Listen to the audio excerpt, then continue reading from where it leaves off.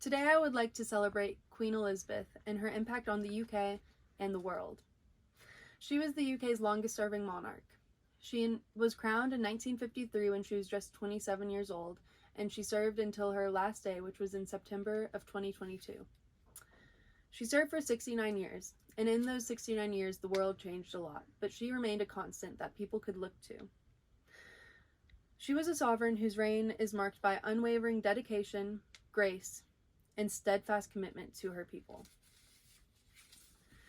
After her father unexpectedly died of lung cancer, she took on the role as monarch immediately and without complaint. The two kings before her were reported to have cried in their mother's arms uncontrollably when they had the kingship thrown upon them. Elizabeth did no such thing.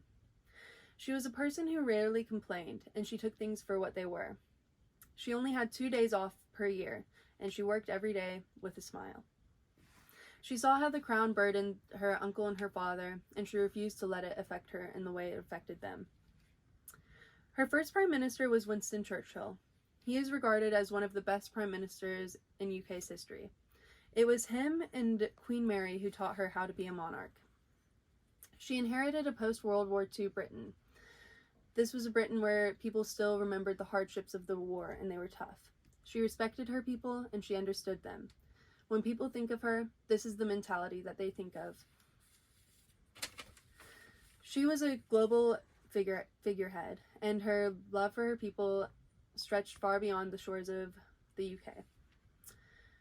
She had a presence in the Commonwealth and unwavering commitment to her people.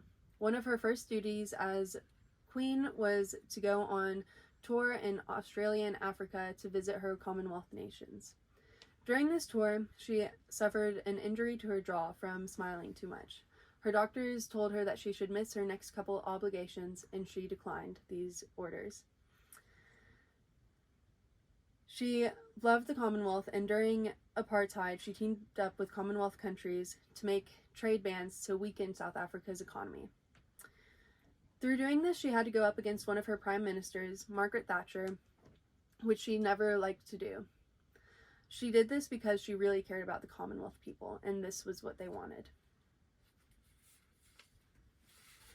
She was a monarch whose reign was the epitome of grace under pressure.